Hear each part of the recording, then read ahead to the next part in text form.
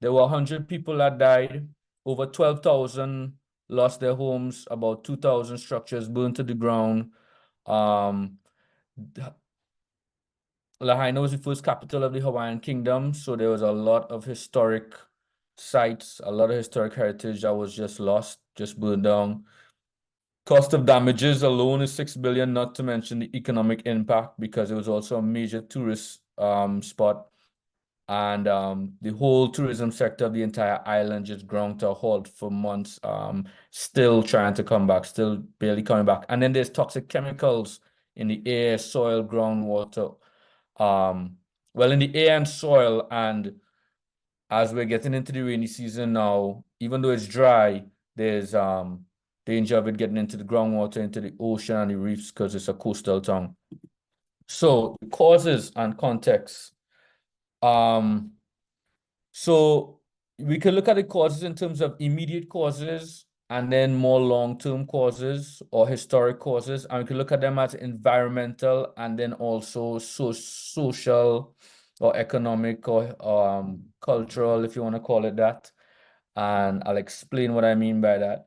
In terms of environmental factors, the immediate factors will there's been a drought, so there was a lot of dry grass that was just there waiting to be burned. There was smaller wildfires in the past couple of years, but there was very strong winds. There was a hurricane, but it was later determined it wasn't actually due to the hurricane, but a high pressure system that caused extremely strong winds, not as strong as a hurricane, but strong enough to hit down some power lines. And so here's just a map showing you that there was drought already, moderate to severe drought in the area of Lahaina. There were these strong winds that were coming over the mountain.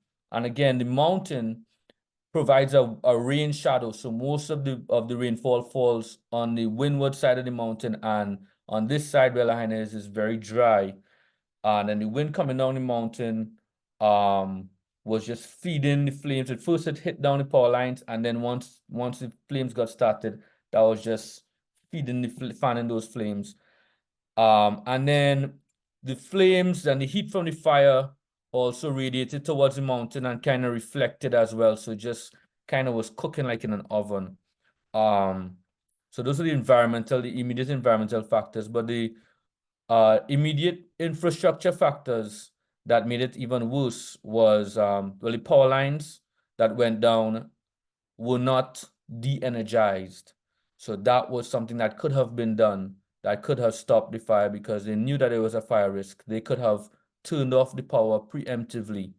But power lines had been knocked down for about 3 hours before the fire started, and those lines were still live. So that was a failure in terms of infrastructure management. There was extremely poor communication, coordination, emergency response. Maui has one of the best emergency response systems in the world for tsunamis and other natural disasters in sirens that are tested on the first day of every month, and the sirens were not sounded. So people didn't think that the fire was that dangerous until it was too late. And then when the fire officers responded, the fire hydrants were dry or they ran out of water. They lost water pressure very quickly. And then there was poor coordination, traffic congestion.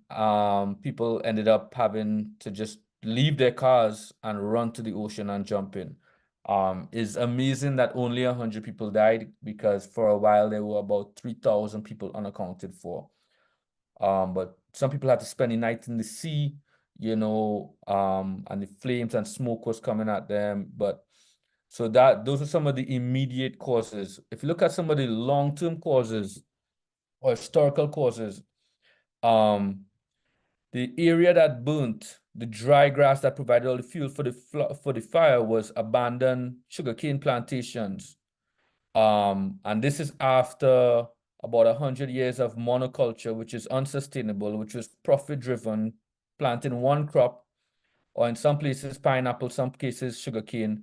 But after 100 years of that, the soil is depleted, it's not profitable anymore.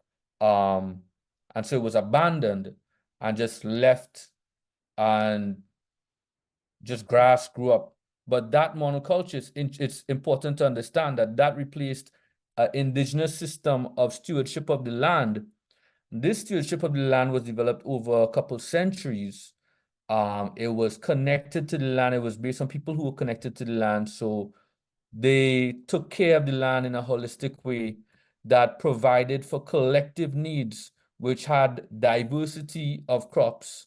It had abundance of food, but it was not geared towards short-term individual profit. The main crop that was grown in that area was breadfruit trees, and they were actually waterways. It was called the Venice of the Pacific because there was so much water in the area, but now it's dry as a bone, right? So it's interesting to note how changing the land use from indigenous to a capitalist monoculture system really created the conditions for this disaster.